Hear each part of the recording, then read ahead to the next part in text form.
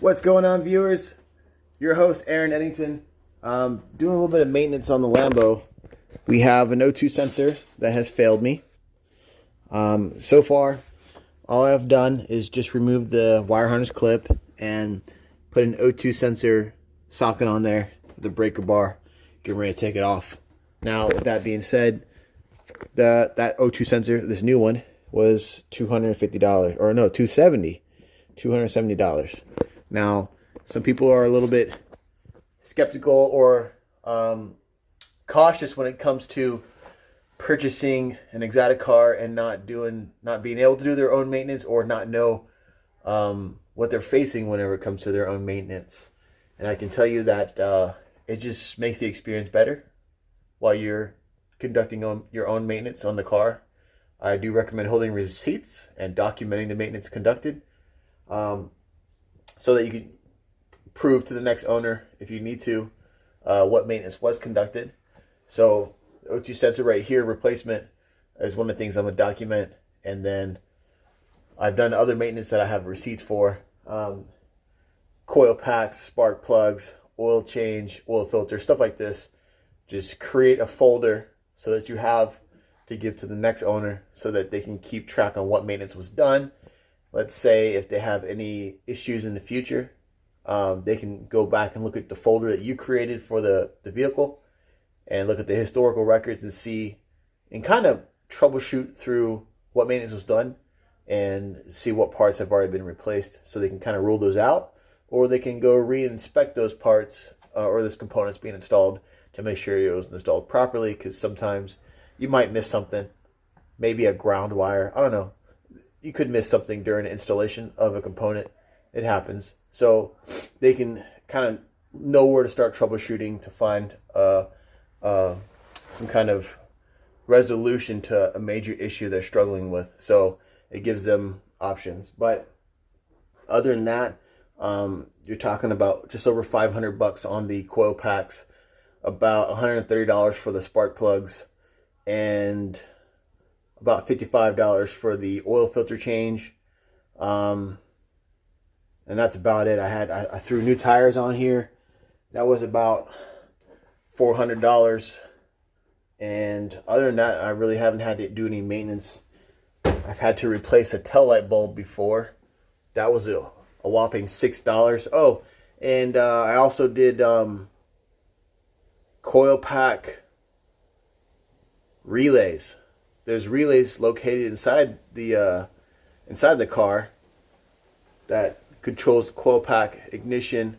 So they were $6.75 each. You're talking, it was like $75 total for all those relays, and that actually helped with an issue I was having with misfiring.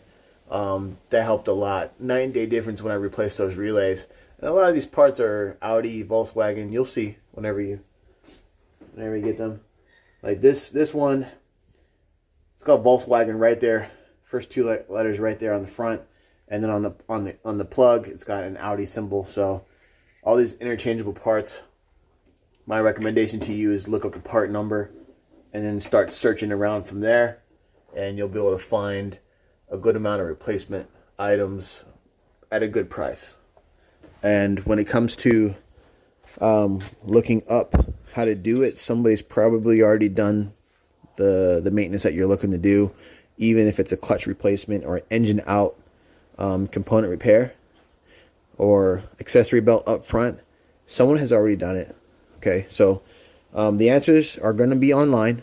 All you got to do is have fun with doing research, and you will be able to find exactly what you're looking for to solve any problem that you may have or may arise whenever you're dealing with one of these cars that are, you're talking 16 years old now. Okay, so things do go bad over time. The hoses start dry rotting.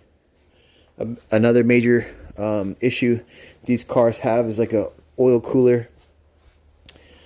The lines to the oil cooler will dry rot and then create pinhole leaks, and that pinhole leak under pressure and under heat next to the exhaust manifold can basically ignite a fire another buddy of mine, he was filling up fuel, and this was on a convertible car. Filling up fuel, and we think he may have had a leak on the fuel neck. Right there. Hold on.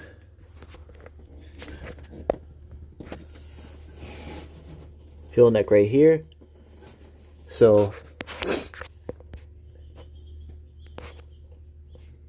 with the vapors there, and you got the hot exhaust manifold right there, it ignited a fire. He had a fire right there.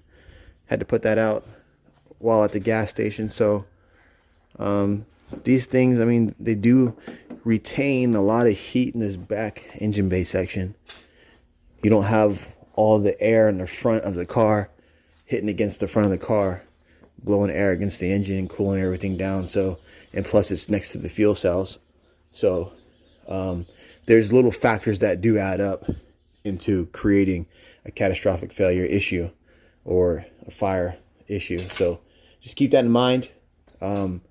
Heat wraps your friend. I'm actually going to pull these off here and heat wrap these like I did with the X-Pipe. Keeping the heat down, the exposure down. It's going to help with the vehicle running. So keep that in mind whenever you own yours or pick it up. It doesn't matter what car you get, Ferrari, Lambo, McLaren. Do what you can to reduce the radiation of heat or heat transfer in the back of this engine. With that being said, if you gained value from this video, please smash that subscribe and like button so that I can keep you updated. My wife can keep you updated with the next latest and greatest content. Otherwise, I'll see you guys around. Thank you for watching.